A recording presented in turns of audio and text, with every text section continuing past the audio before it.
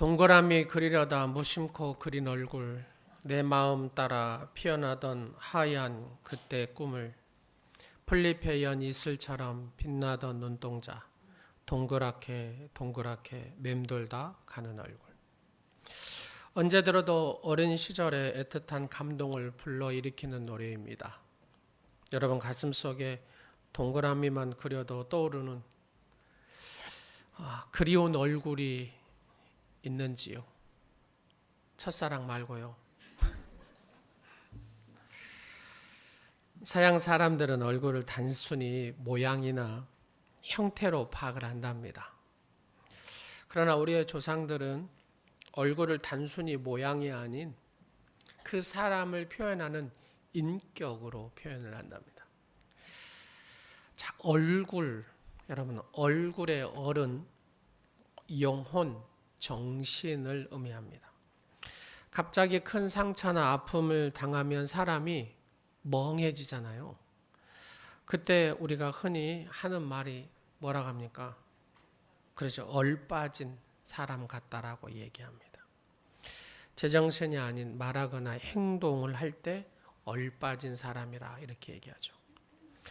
얼굴의 굴은 통로, 거하는 곳, 영혼이 거하는 곳, 영혼의 통로가 바로 얼굴입니다. 얼굴에는 몇 개의 굴이 있어요. 옆 사람 한번 봐보세요. 몇 개의 굴이 있는가? 7개의 굴이 있습니다. 7개의 굴이. 자, 두 눈의 굴이 있고, 코도 2개가 있고, 귀도 2개가 있고, 입도 하나. 몇 개가 있어요? 7개가 있습니다. 그렇습니다. 각 굴마다 사람을 표현하는 얼이 담겨져 있다 그 말입니다. 그래서 얼굴에는 이 근육이 이렇게 있는데 80개 근육이 있습니다. 이 80개 근육을 가지고 우리가 이렇게 표현할 수 있는 표정이 몇 가지나 될 것 같습니까? 7,000가지. 이렇게 7,000가지라고 얘기하는 분은 일부 예배를 참석해서 그래요.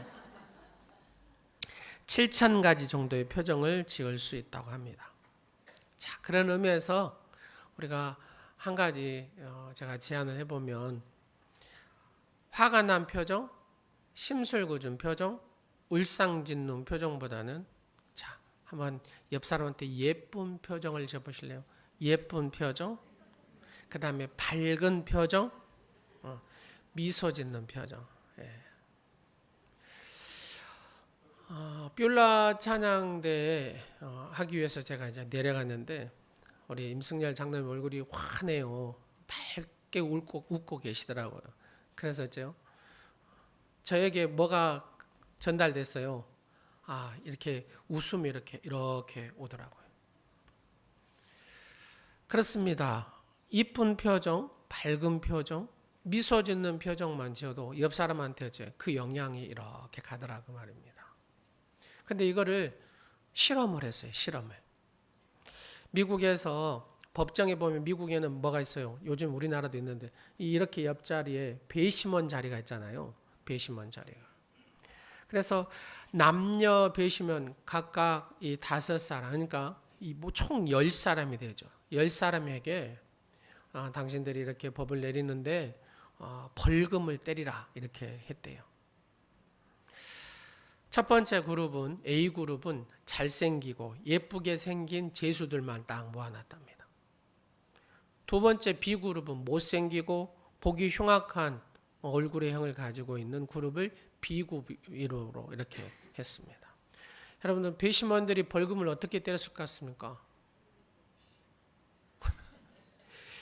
A그룹 이 잘생겼거나 예쁘게 생긴 그 온순하게 생긴 그 얼굴에다는 벌금을 적게 때렸대요.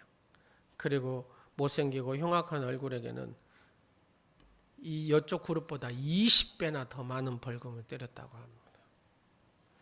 물론 배심원 중에는 어느 누구도 외모를 고려해서 일하지 아니하였다라고 합니다. 그렇습니다. 이와 같이 외모와 겉모습에 풍기는 인상이 얼마나 영향을 주는가 하는 그런 실험입니다. 요즘 유행하는 단어들이 있죠. 여러분, 꽃미남, 꽃처럼 예쁜 남자 그러잖아요. 옆 사람 한번 꽃처럼 예쁜 남성분 있습니까? 우리 세주 같은 딱 그런 것 같아요. 세주가 우리가 꽃처럼 예쁜 남자, 꽃미남이 아닌가 싶어요. 얼짱, 얼굴이 아주 잘생긴 사람을 얼짱, 저 같은 사람을 얘기하는 겁니다. 자연미인이라고 하죠. 자연미인, 얼굴을 뜯어 고치지 않는 미인을 자연미인이라고 합니다. 쌩얼, 화장을 하지 않은 얼굴, 예쁜 얼굴 쌩얼이라고 하죠. 훈남, 얼굴이 못생겼지만 뭐가 있어요? 정이 가는 남자를 훈남이라 이렇게 얘기합니다. 이렇게 얼굴과 관련된 신조어들이 바로 우리 시대에 사는 이 세태를 반영합니다. 얼굴의 모습이 사람을 구별하는 단순한 의미에 넘어서 개인을 표현하는 힘과 바로 능력으로 바뀌고 있다는 겁니다. 그러나 여기서 우리들이 꼭 기억해야 될 것이 있습니다. 얼굴을 성형하고 외모를 아무리 아름답게 꾸민다 해도 그 사람을 통해서 풍겨나는 인격이 있습니다. 외모는 좀 부족해도 그 사람을 통해서 드러나는 인품이 탁월하면 모든 사람이 존경하고 따르게 되죠. 따라서 좋은 얼굴, 좋은 표정, 좋은 인상을 풍기는 것이 중요하다라는 얘기입니다. 결국 얼굴의 모습은 내 안에 있는 이 내면의 상태를 표현하기 때문에 그렇습니다. 얼굴은 우리의 영혼이 거하는 곳이 얼굴이기 때문에 내 영혼이 고요하고 평안하면 내 표정 역시 좋은 인상으로 드러나는 것이죠. 얼굴을 보면 그 사람의 인격을 볼 수가 있습니다. 그런데 오늘 우리 주변에 이렇게 많은 사람들의 얼굴을 보는데 저는 이렇게 사람을 보는 그런 습관이 있어요. 차를 이렇게 운전을 해도 가끔 옆 사람 어떻게 어떤 모습으로 운전을 하는가 얼굴 표정을 보게 되죠. 그리고 거리에 갈 때도 마찬가지고 사택에서 엘리베이터를 타고 올라갈 때도 마찬가지입니다. 근데 공통점이 있어요. 공통점. 그 공통점이 뭐냐면 저희 엘리베이터 타고 가는 그냥 지금 한 10년 그분하고 같이 지금 11년째죠. 항상 이런 인사를 하는데 그분의 얼굴 표정이 무표정이라고 들어보셨죠? 무표정입니다. 무표정. 그분이 딱 웃을 때 한번 봤어요. 아내랑 같이 탈 때. 근데 아내랑 같이 탈 때는 이분이 웃더라고요. 뒤로 봤는데 아내가 항상 웃으라고 했대요.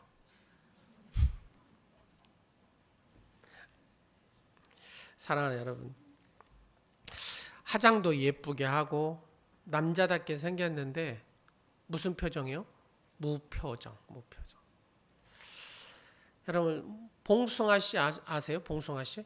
봉숭아 씨 이렇게 생긴 거 있죠. 여기 물들은 봉숭아 씨요. 그거 어떻게 합니까? 딱 건드리면 톡 터져버리잖아요. 요즘에 많은 사람들의 얼굴이 건들기만 해야 하는 그런 얼굴로 살아갑니다. 근데 외국에 가면 좀 다르더라고요. 저 캄보디아 제가 갔다 왔잖아요. 근데 캄보디아 사람들은 못 사는 나라지만 어때요? 너무 얼굴이 표정이 평안하고 너무 좋아요. 이유가 뭘까? 그러잖아요. 외국에 가면은 딱 만나면 별로 친하지 않은데 하이 막 이러잖아요. 좀 친하면 어쩝니까? 뭐 하이파이브 하고 막 허깅하고 막 그러잖아요. 그런 모습들을 보면서 근데 우리나라에 많은 분들을 보면 어째요? 그 얼굴에 뭐가 없어요? 표정이 없어요. 자, 우리 성도들은 그래도 표정이 있어요. 옆 사람 보면서 표정이 있죠. 예, 표정이 있어요. 만나면 반갑고 인사하고 악수도 합니다. 그런데 정말 기쁜 표정으로 뭐 하이파이브를 한다든지 허깅을 한다든지 그렇잖아요. 그래도 저 우리 안내 서시는 뒤에 권사님들은 그래도 잘하신 것 같아요. 이렇게 안아주기도 하고 제가 안 보는 것 같아도 다 봐요. 근데 가끔은 또 이런 분도 있어요. 새가족인데 내가 한 번도 누구랑 인사해 본 적이 없다는 새가족도 있어요. 큰일 났어요. 큰일 났어요. 사랑하는 여러분, 기왕이면 다른 사람을 기쁘게 하는 밝은 표정, 힘찬 표정, 감사의 표정, 희망이 넘치는 표정을 지었으면 좋겠습니다. 자, 그런 의미에서 옆 사람한테 이렇게 고백 한번 하겠습니다. 자, 목사님 꼭 인사를 시킨다고 막 그래요. 그 인사 안 하면 뭐 할 겁니까? 인사라도 해야지. 자, 옆 사람 손 한번 잡고, 지금부터 내 얼굴은 당신의 희망이 되겠습니다. 지금부터 내 얼굴은 당신의 기쁨이 되겠습니다. 얼마나 좋아요. 얼마나 좋아요. 그렇죠. 좋잖아요. 뭐 100년 왼수졌습니까? 인사를 한다고 시험 들었다고 하니까. 인사한다고 시험 들면 어쩝니까? 오늘이 교회 성도가 못 되는 거죠. 그러면 예수님이 그 모습을 보고 뭐라고 하시겠습니까? 안타까워하지 않겠습니까? 우리는 영원히 같이 살 사람이잖아. 영원히. 그렇잖아요. 영원히 같이 살 사람이 옆 사람 앉아있는데 인사하기가 두려워요? 그 말도 안 되는 소리죠. 다시 하겠습니다. 지금부터 내 얼굴은 당신의 희망입니다. 지금부터 내 얼굴은 당신의 기쁨입니다. 근데 중요한 거는 내가 희망입니다. 기쁨이면 희망입니다. 이렇게 하신다. 얼굴로 이렇게 표현이 나야 된다는 얘기입니다. 오늘 본문에 우리들이 반드시 배워야 할 표정 관리의 대가가 있습니다. 그분을 한번 소개시켜 드리겠습니다. 이분은 단순히 표정 관리를 하는 게 아니라 삶으로 우리들의 어떤 모습을 살고 어떤 얼굴로 살아야 된다는 것을 잘 가르쳐 주고 계시는 분입니다. 이분의 이름의 뜻이 뭐냐면 면류관입니다. 면류관. 스데반 집사 이름이 스데반, 그 뜻이 뭐냐면 면류관이거든요. 15절 말씀, 오늘 본문 말씀에 보면은 뭐라고 얘기합니까? 공회 중에 앉은 사람들이 다 스데반을 주목하여 보니 뭐라 그래요? 그 얼굴이 천사의 얼굴과 같다라고 얘기합니다. 아멘. 스데반 집사 얼굴은 천사의 얼굴과 같았다라고 인정을 받습니다. 물론 우리들이 천사의 얼굴을 봤어요? 안 봤어요? 안 봤어요. 어떤 모습인지 정확하게 알 수는 없습니다. 여러분, 천사의 얼굴은 잘생긴 얼짱인 얼굴일까요? 여러분, 그 영화 배우 중에서 예쁜 영화 배우 한 명 뽑으라면 누가 싹 스칩니까? 예? 김태희. 예, 김태희. 또 산소 같은 여인도 있어요. 누구 있죠? 이영애 씨. 이영애 씨. 그분은 나이를 먹어도 별로 나이가 안 먹게 보여요. 근데 이 이제 미인이라고 하죠. 미인이라고 그래요. 근데 이 사람, 아이고 당신 천사 같습니다. 그래요? 안 그래요. 저는 이성미 권사님이 더 천사 같더라고요. 이때는 한번 웃어야 되는데. 그러잖아요. 이성미 권사님은 누군지 잘 모르시구나. 개그맨 이성미 씨 있잖아요. 근데 얼굴은 막 그렇게 안 받쳐줘도 어째요. 그분의 얼굴 표정이나 하는 말하는 모습, 인격적인 모습들이 어째요. 천사 같다 그 말입니다. 우리나라의 수많은 탤런트를 보고 미남인 남자 탤런트들을 보면서 아 당신은 천사 같다라고 얘기합니까? 그렇지 않잖아요. 천사의 얼굴은 마음이 고요함과 평안함에서 나오는 기쁨과 평안의 얼굴을 가진 사람을 천사 같다라고 얘기합니다. 다른 사람에게 평안을 주고 기쁨을 주는 사람을 천사 같다라고 얘기하죠. 오늘 이 스데반 집사님이 바로 이 천사의 얼굴을 가졌다 그 말입니다. 왜요? 그 안에 마음의 고요함과 평안과 기쁨과 그 소망을 주는 얼굴이었기 때문에 그렇습니다. 여러분, 얼굴에 대한 에피소드를 가장 많이 남긴 사람이 누군지 아세요? 에이브러함 링컨 대통령. 자, 에이브러함 링컨 대통령은 사진을 한번 보여드릴 테니까 한번 보세요. 사진 이렇게 생기셨어요. 여러분 한번 봐보세요. 잘생겼어요? 못생겼어요? 예? 잘생겼어요? 못생겼어요? 모르겠어요? 예. 지금도 그런데요. 링컨 대통령 자선전을 쓰는 작가들이 미남이냐 추남이냐, 미남이냐고 해야 되나 추남이냐. 이걸 가지고 늘 논쟁을 한답니다. 그래서 이렇게도 얘기합니다. 추남이라고 주장한 사람들은 그래서 이 아브라함 링컨 대통령이 저 구렛나루 수염 있잖아요. 못생겨서 저 구렛나루 수염을 길었다 이렇게 주장을 한답니다. 근데 정말로 이 구렛나루 수염을 컴퓨터로 이렇게 없애버렸어요. 그렇게 못생기게 나오더랍니다. 네. 자, 에브람 링컨의 그 일화 중에 이런 게 있어요. 링컨 대통령이 이제 대통령이 되어가지고 국회 연설을 쫙 하는 겁니다. 네, 이제 대통령이 탁 하면은 다 경청하고 막 이러잖아요. 근데 한 사람이 손을 팍 들면서 두 얼굴을 가진 위선자 딱 걸더랍니다. 네. 그러니까 못마땅하다 그 말. 당신은 두 얼굴을 가진 위선자. 막 그러니까 여러분 연설하는 중에 딱 일어나가요. 여러분 제가 설교하는 가운데 여러분 한 분이 딱 일어나고 두 얼굴을 가진 위선자 이러면 어쩌겠습니까? 당황하지 않겠어요. 이때 아브라함 링컨이 이렇게 얘기했답니다. 여보시오, 내가 만약 두 얼굴을 가졌다면 내가 이 중요한 시점에 왜 이렇게 생긴 얼굴을 가지고 내가 서겠습니까? 이럴 때도 웃어야 된다니까요.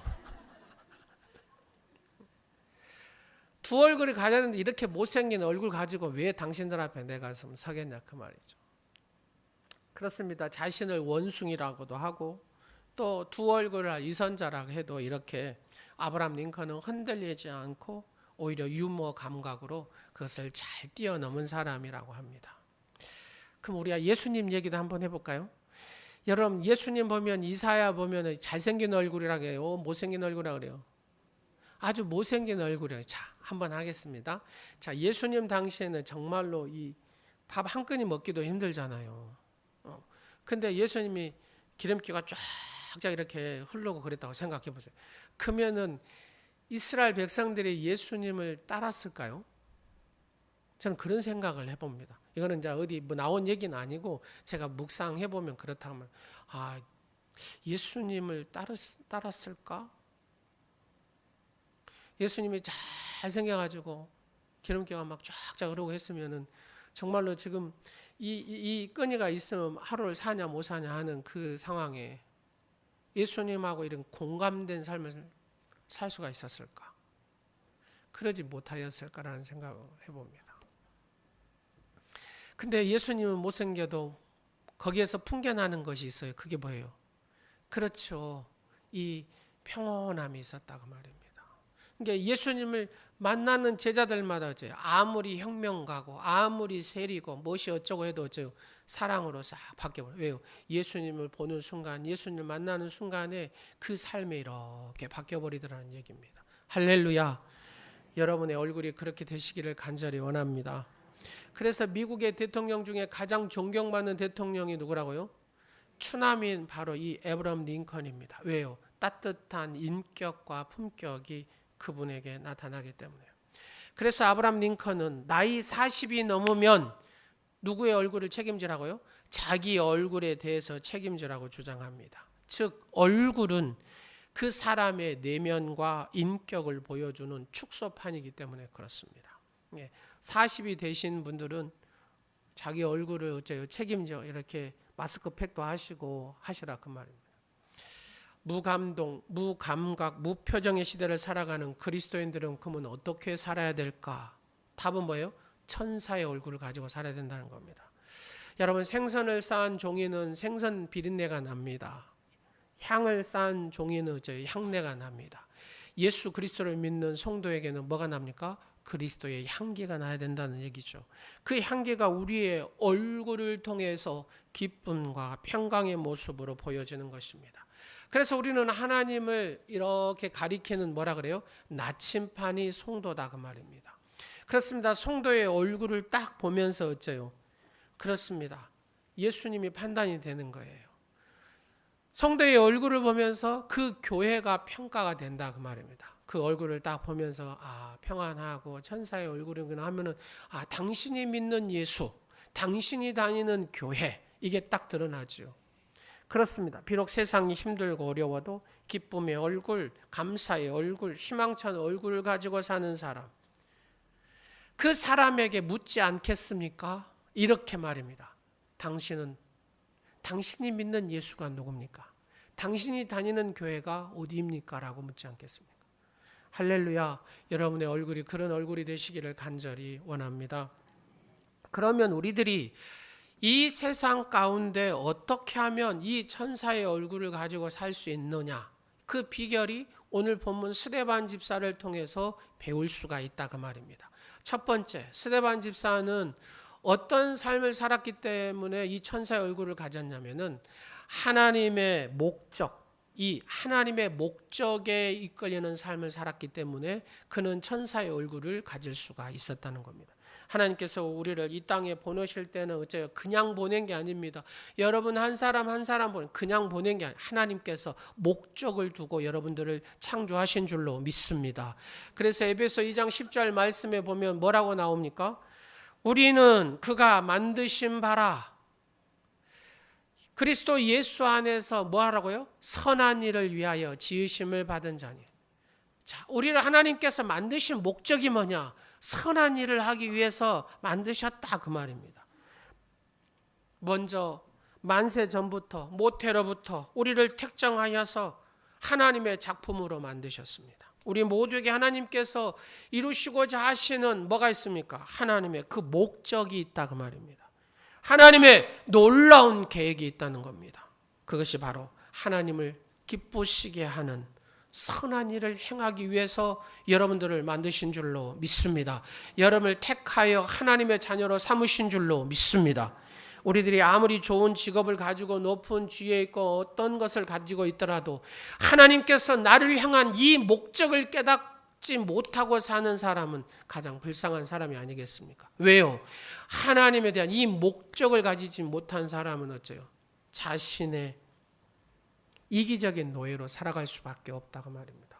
여러분 송대관 씨가 뭐합니까? 쨍하고 애뜰 날 네 박자니 뭐 이런 노래를 불러가지고 돈을 엄청나게 벌었더라고요. 그래가지고 부도 맞은 것만 160억 맞았다 하니까 와 160억이 얼마나 맞 그러면서 저기 세덴교회 거기에서 이제 간증을 하는데 하나님 내가 11조를 떼먹어서 그랬습니다. 하나님 내가 주일 성수를 안 해서 그랬습니다. 지금부터는 내가 11조도 하고 160억을 가지고 있었으니까 얼마나 돈을 많이 가지고 있었겠습니까? 근데 이분이 그 160억을 잃고 하나님을 만난 거죠. 예전에도 교회는 다녔어요. 교회는 다녔는데 어째요? 하나님을 제대로 만나지는 못한 거죠. 그래서 그 간증들을 이렇게 쭉 하더라고요.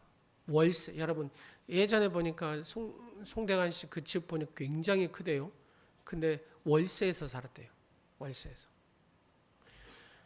그리고 이제 한 4, 5년 이렇게 고생 많이 하고 빚 갚고 뭐 쉴 틈이 없이 뭐 계속 공연 다니고 막 그랬던.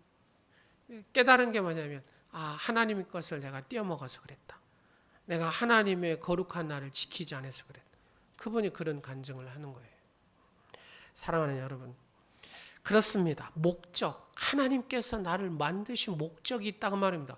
우리는 그 목적을 깨닫고 살아야 자기 이기심에 빠지지 않고 사는 겸손하게 살 수가 있는 것입니다. 미국의 유명한 신학자인 골드 맥도날드라는 신학자가 있고 학자가 있습니다. 또 이분은 또 목회자이거든요. 내면 세계 질서와 영적 성장이라는 책을 오래전에 쓰셨습니다. 근데 그분이 인간의 삶을 두 가지로 이렇게 구분을 합니다. 하나는 쫓기는 인생, 하나는 부름받은 삶. 자, 여러분 인생을 쫓기는 인생을 살고 싶습니까? 부름받은 삶을 살고 싶습니까? 당연히 부름받은 삶을 살고 싶죠. 근데 아무리 그가 높은 지위를 가지고 많은 걸 가져도 이 인생은 쫓기는 인생이 있어요. 그 사람이 성경에 얘기하면 사울 왕입니다. 사울 왕은 쫓기는 인생을 살았습니다. 아무리 누가 죽인다고 뒤로 도망을 다니고 무엇을 해도 부름받은 인생이 있습니다. 그 사람 누굽니까? 다윗입니다. 뒤에 결과적으로 보면 어째요? 다윗은 어마어마한 하나님의 큰 축복의 역사를 이루죠. 그 부름받음의 사명을 잘 감당해서 이룬 다윗의 모습을 볼 수가 있거든요. 근데 사울 왕은 그가 왕이었음에도 불구하고 모든 권세를 가지면서도 불구하고 이 다윗의 열등감 속에서 어째요? 막 3,000명 군사를 대고 다윗을 죽이겠다고 하지를 않았나? 그런 모습을 보면 그 쫓기는 인생은 결국 어째요? 자살로 끝나버리는 것을 우리가 보게 됩니다. 사랑하는 여러분, 우리 안에 뭐가 있냐? 나는 쫓기는 인생의 삶을 살고 있느냐? 아니면 하나님 앞에 부름받음의 삶을 살고 있느냐? 이거를 명확히 존재하고 살아야 됩니다. 여러분은 쫓기는 인생입니까? 부름받은 인생입니까? 이쪽만 그래요. 자, 이쪽도. 여러분 쫓기는 삶의 인생입니까? 부름받음의 인생입니까? 그렇습니다. 하나님 앞에 부름받은 인생이 바로 성도인 줄로 믿습니다. 그리스도인 줄로 믿습니다. 어떤 고난이 와도 어떤 역경이 몰아쳐도 하나님께서 나와 함께 하시고 하나님께서 나를 이끌어 주시고 인도하신 이 확신이 있기 때문에 다윗은 그의 삶 가운데 어떤 환경이 있어도 그 환경을 지배당하는 것이 아니라 그 환경을 지배하는 삶을 살았던 사람이 다윗입니다. 반대로 사울은 그렇지를 못했습니다. 늘 그가 다 가지고 있으면서도 항상 불안하고 그리고 신접하는 무당을 만나서 물어보고 그렇게 사는 인생이 사울이었습니다. 사랑하는 여러분, 내가 부족해도 하나님이 내게 은혜 주시고 내 평강 주시고 내가 왜 이 세상을 살아가는 이 목적 의식을 가지고 살면 우리는 어떤 상황 속에서도 든든한 마음으로 하나님의 영광을 드러내는 삶을 살아가게 되는 줄로 믿습니다. 또 그런 분이 한 분이 오늘 주인공이 누굽니까? 스데반 집사입니다. 스데반 집사는 부름받은 삶을 살았습니다. 그가 처한 상황은 어렵습니다. 매일 이 홀로 사는 여인들을 구제하는 집사님, 그 역할을 했던 분이 바로 이 스데반 집사였습니다. 그는 예수 그리스도를 복음을 위해서 이 복음을 목숨을 걸고 증거했던 사람이 스데반 집사였습니다. 그는 어떤 위험 속에서도 예수 그리스도의 복음을 전한 사람이었습니다. 유대인들을 향하여 당신들이 바로 예수 그리스도를 죽인 자다. 당신들이 바로 예수 그리스도를 십자가에 못 박았다라고 명확하게 얘기해 준 사람이 바로 스데반 집사였습니다. 회개하고 주께로 돌아오라고 촉구했던 사람도 스데반 집사입니다. 그 결과 스데반 집사는 유대인들에게 어떤 죄를 뒤집었습니까? 신성모독죄. 그렇습니다. 유대인에서 신성모독죄는 돌로 쳐서 죽입니다. 거짓 증인들을 동원합니다. 그리고 스데반을 막 죽이려고 합니다. 결국 스데반 집사는 돌로 쳐서 죽임을 당합니다. 그런데 보십시오. 여러분, 돌로 쳐서 죽이려고 하면 여러분의 모습은 어떻겠습니까? 한번 생각해 보십시오. 스데반 집사는 비굴하지도 않았습니다. 타협하지도 않았습니다. 무고하게 자신을 정죄하고 돌을 던지는 자들에 대해서 원망하지도 않았습니다. 가장 고통스럽고 힘든 순간에 스데반 집사는 예수님께 기도했습니다. 주 예수여, 내 영혼을 받으시옵소서. 주여, 이 죄를 그들에게 돌리지 마시옵소서. 많은 사람들이 스데반 얼굴을 보면서 뭐라고 합니까? 천사의 얼굴을 가졌다고 합니다. 돌에 맞아 죽으면서도 천사의 얼굴을 가졌다고 합니다. 그 얼굴에서 원망하지 않았습니다. 저는 생각했습니다. 나를 돌로 쳐서 죽이고 그렇게 한다면 나의 모습은 어떨까? 정말로 천사의 얼굴을 가지고 복음을 위해서 그렇게 살아갈 수 있을까? 죽음의 자리, 중상모략의 자리에 흔들리지 않는 그런 마음의 평화와 고요함이 마침내 내 안에 있을까? 사랑하는 여러분, 스데반 집사는 그 하나님의 면류관답게 영원히 빛난 모습으로 천사의 얼굴을 가졌다는 겁니다. 왜요? 목적이 있어요. 하나님께서 나를 여기에 보내신 그 목적을 정확히 인식하니까 내가 여기에서 죽으러 왔구나 하는 그 목적이 있었다 그 말입니다. 그래서 스데반은 그 얼굴이 천사의 얼굴처럼 그 모습을 가지고 하나님 나라에 이르게 되었다는 얘기입니다. 하나님의 목적에 이끌려가는 삶은 언제나 평화롭습니다. 감사가 넘치고 그 입술에 찬송이 넘칩니다. 비록 폭풍과 내게 몰아쳐도 그 속에 들려오는 하나님의 음성을 듣습니다.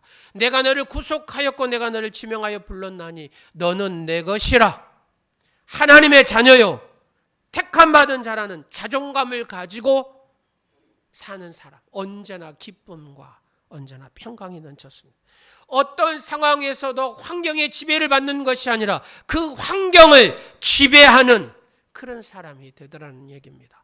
하나님의 목적, 그 목적에 내가 태어났다는 이 인식을 하고 사는 사람 말입니다. 사랑하는 여러분, 하나님 목적에 이끌려가는 삶을 사시기를 간절히 축복합니다.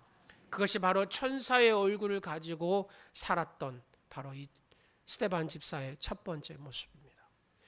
두 번째는 어떨 때 우리가 천사의 얼굴을 가질 수가 있냐면, 두 번째는 성령 충만한 사람입니다. 스데반이 무고하게 자신을 비방하고 정죄한 시련 속에서 원망과 불평하지 아니하고 천사의 얼굴을 할 수 있었던 것은 바로 성령 충만함이었습니다. 여러분, 일시적으로 표정 관리는 할 수 있어요. 그러나 지속적으로는 할 수 없습니다. 성령 충만하지 아니하고는 계속해서 이 표정 관리할 수가 없습니다. 많은 사람들은 분명히 스데반이 천사의 얼굴을 가졌다고 증언합니다. 우리들의 삶이, 여러분, 삶이 무거운 짐을 나를 막 누를 때 여러분 천사의 얼굴을 가질 수 있습니까? 힘들고 고통스러운 인생의 터널을 지나실 때 천사의 얼굴을 가질 수 있습니까? 성령 충만하면 가질 수 있다라는 얘기입니다. 그 성령님께서 나와 함께 하시면 천사의 얼굴을 가질 수 있다는 겁니다. 근데 가끔은 이 성령 충만함에 대해서 오해하는 분들이 계십니다. 성령 충만하면 벌써 뭐가 달라져야 됩니까? 목소리가 달라져야 된다라고 생각해요. 자, 이런 식으로. 이게 성령 충만한 것이 아니다 그 말입니다. 성령 충만하면 그 표정의 태도가 근엄해야 된다라고 생각해요. 그리고 말을 그렇게 막. 그게 성령 충만한 게 아니다 그 말입니다. 귀신을 쫓아낸다가 누나를 갖다 막 확 쑤셔버리고 막 이런 못된 또 하는 사람들, 이게 성령 충만한 짓이라고 생각하는 사람도 있습니다. 이렇게 잘못된 성령 충만함을 가지고 사는 사람들이 있습니다. 성령 충만한 사람은 어떤 충만함입니까? 지혜 충만한 사람이 성령 충만함. 6장에 보면 3절 말씀에 지혜의 충만, 성령 충만은 지혜 충만이라고 얘기합니다. 5절 말씀에 보면 스데반이 바로 성령과 지혜가 충만하였더라. 10절 말씀은 스데반이 지혜와 성령으로 충만해 다른 사람들을 감당하지 못하게 하였다라고 얘기합니다. 성령 충만은 뭐냐? 다른 말로 지혜 충만입니다. 성령 충만은 하나님의 성령의 인도하심과 다스림을 통해서 삶의 열매를 맺는 삶입니다. 여러분, 내가 성령 충만하다고 하면서 어째요? 다른 사람에게 막 욕을 먹고 산다고 생각해 보세요. 이 사람은 성령 충만이 아니라 귀신 충만입니다. 갈라디아서 5장 22절 23절에 뭐라고 합니까? 성령 충만한 사람은 9가지 열매를 쭉 얘기합니다. 우리가 앞전주에 말씀드렸죠. 지난주에 성령 충만한 삶은 어떤 삶인가? 바로 성령 충만한 삶은 정욕과 자기 욕심에 이 모든 것을 십자가에 못 박고 성령의 열매를 맺는 사람이 성령 충만한 삶입니다. 여러분의 삶에 이 성령의 열매를 아름답게 맺는 그런 삶을 사시기를 간절히 원합니다. 바로 그 사람이 천사의 얼굴을 가진 사람들이다 그 말입니다. 여러분, 항아리가 있습니다. 장독, 간장독이 있고 된장독이 있고 고추장독이 있습니다. 여튼 같은 모양인데 이것을 간장독이라 그래요. 같은 모양인데 여기를 뭐라 그래요? 된장독이라 그래요. 같은 모양인데 고추장독이라 합니다. 이 항아리가 세 개는 똑같은데 독이 달라요. 이름이 달라요. 왜 그렇습니까? 내용물이 다르기 때문에 그렇습니다.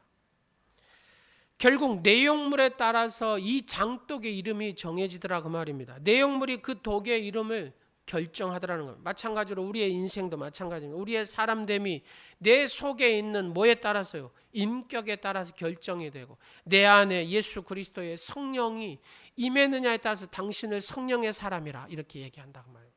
당신을 육의 사람이라, 당신은 귀신이 지배하는 사람이라 이렇게 얘기한다고 말이에요. 사랑하는 여러분, 예수 믿는 사람은 누구든지 하나님의 성령이 임재한 사람이라 그러죠. 그래서 사도 바울이 이렇게 표현합니다. 너희 몸이 하나님의 성전인 것과 너희 속에 성령이 거하시는 것을 알지 못하느냐. 우리 그리스도인의 이 마음 속에는 성령님이 계시기 때문에 하나님의 성령의 전이라고 얘기합니다. 하나님의 사람이라고 얘기합니다. 여러분, 하나님의 사람이 맞습니까? 그렇습니다. 성령님께서 내게 거하시기 때문에 그렇습니다. 여러분, 간장독에 가까이 가면 무슨 냄새가 납니까? 간장 냄새가 납니다. 근데 그 간장독이 오래 지났습니다. 그래도 텅 비어있는 상태도 냄새를 맡으면 무슨 냄새가 납니까? 간장 냄새가 납니다. 마찬가지입니다. 된장 있으면 된장 냄새가 나고 고추장 있으면 고추장 냄새가 나는 것처럼 예수 믿는 우리에게는 당연히 무슨 냄새가 나야 되겠습니까? 그렇죠. 예수의 향기가 나요. 그 예수의 향기가 나기 위해서는 내 안에 뭐가 있어야 됩니까? 성령이 충만해야 성령의 냄새가 나게 되는 줄로 믿습니다. 이 사람이 천사의 얼굴을 가질 수 있다고 말입니다. 여러분 마음 불편하고 혼란스럽습니까? 가만히 생각해 보십시오. 여러분 안에 불편한 마음이 나를 잡고 있는가? 혼란스러운 마음이 나를 잡고 있는가? 지금 내 안에 주님의 말씀 앞에 내가 순종하지 않고 있다는 성령의 사인을 주니까 불편합니다. 내 안에 혼란스럽습니다. 성령이 사인을 주고 있는 겁니다. 성령 충만을 구하십시오. 성령 충만함을 구한 사람은 용서를 할 수 있습니다. 그 다음에 더 그 사람 앞에 다가설 수 있습니다. 그 속에 해같이 빛나는 천사의 얼굴을 가지게 되는 것입니다. 세 번째로 천사의 얼굴은 은혜의 삶입니다. 은혜의 삶. 여러분 8절 말씀에 스데반이 은혜와 권능이 충만하여, 스데반은 성령 충만한 자뿐만 아니라 은혜 충만한 사람이었다 그 말입니다. 은혜 없이는 아무것도 할 수 없습니다. 충만함이라는 것은 이례적인 게 아니잖아요. 계속 흐르는 상태입니다. 우리의 삶은 전부 하나님의 은혜 가운데 이루어지는 겁니다. 우리의 구원도 우리의 삶도 전적으로 하나님의 은혜의 손 안에서 이루어집니다. 따라서 은혜를 망각하는 순간 우리의 삶 전체가 무너져 버립니다. 교만해져 버립니다. 자신도 모르게 마음이 강팍해지고 남을 정죄하고 미워하게 됩니다. 이 시대 탁월한 영성인 작가인 필립 얀스라는 유명한 목사님 계십니다. 이분은 놀라운 하나님의 은혜라는 책을 썼는데요. 은혜를 이렇게 이분이 정리했더라고요. 은혜는 우리 시대 마지막 최고의 단어다. 물 한 방울 속에 해의 모습이 숨어 있듯 이 복음의 진수가 그 속에 들어있다. 세상은 자기도 모르는 사이에 은혜에 목말라 있다. 안식처 없이 표로하는 세상이 믿음의 닻을 내리기에 은혜만큼 좋은 것은 없다라고 얘기합니다. 사랑하는 여러분, 성도는 은혜가 없이는 살 수가 없습니다. 은혜가 없이는 어찌요? 교만해집니다. 은혜가 없이는 남을 정죄하고 마음이 강팍해집니다. 그래서 우리는 늘 은혜로 살아야 됩니다. 다 같이 한번 고백하겠습니다. 하나님, 내게 은혜를 주옵소서. 하나님, 내게 은혜를 주옵소서. 그렇습니다. 은혜가 내게 임하였을 때, 은혜가 내가 충만히 임하였을 때 그 얼굴이 어째요? 천사의 얼굴과 같다라는 얘기입니다. 존 노턴은 노예상이었습니다. 사람을 어째요? 이렇게 팔아먹는 사람이잖아요. 사람 팔아먹는 얼굴이 어떻겠습니까, 여러분? 험상궂지 않겠어요? 뭐 편안한 얼굴은 아닐 것 같아요. 왜요? 사람 팔아먹은 사람이니까. 근데 그가 하나님의 은혜를 깨닫고 이런 고백을 합니다. 나 같은 죄인 살리신 주 은혜에 놀라와 잃었던 생명 찾았고 광명을 얻었네. 하나님의 은혜를 깨달으니까 이런 고백이 나올 수 있더란 얘기입니다. 주님의 놀라운 은혜를 충만케 받을 때 우리가 해처럼 밝게 천사의 얼굴을 가지며 살 수 있습니다. 주님은 오늘 우리의 삶을 통하여 사랑하는 딸아, 사랑하는 아들아, 나를 가리키는 나침판의 사명을 네가 감당했으면 좋겠다라고 말씀하십니다. 세상 속에서 하나님 나라를 이루는 그런 사역자가 네가 됐으면 좋겠다라고 주님 우리에게 말씀하십니다. 그것은 바로 다른 모습이 아닙니다. 해같이 빛나는 천사의 얼굴, 이게 일시적인 것이 아니라 계속된 이 천사의 얼굴을 우리가 가지고 살아갈 때에 바로 내가 하나님을 가리키는 나침판으로서 하나님 나라를 이루는 바로 사역자로서 존귀하게 쓰임받게 되는 줄로 믿습니다. 다시 한번 정리합니다. 하나님의 목적, 이 목적에 이끌려 사는 삶을 사시기를 간절히 축원합니다. 성령의 충만함을 늘 가지고 성령의 열매를 맺는 축복자가 되시기를 간절히 원합니다. 늘 하나님의 은혜, 늘 은혜를 기억하십시오. 내게 베푸신 조그마한 하나님의 은혜를 기억하십시오. 그러면 여러분은 은혜의 충만함으로 살아가게 되는 줄로 믿습니다. 기도하겠습니다. 존귀하신 만왕의 왕 되신 아버지 하나님, 우리 오늘이 모든 지체가 하나님 목적에 이끌린 삶을 살게 하여 주옵소서. 성령 충만함으로 9가지 성령의 열매를 맺고 살아가는 삶이 되게 하여 주옵소서. 하나님께서 베풀어 주신 그 은혜를 기억하며 은혜 충만한 삶을 살게 하여 주옵소서. 그리하여 스데반 집사처럼 천사의 얼굴로 살아가게 하시고 그 천사의 얼굴이 되어서 세상을 이기고 주님의 영광을 선포하는 믿음의 주인공의 삶들을 살아갈 수 있도록 축복하여 주옵소서. 예수님의 이름으로 기도드립니다. 아멘.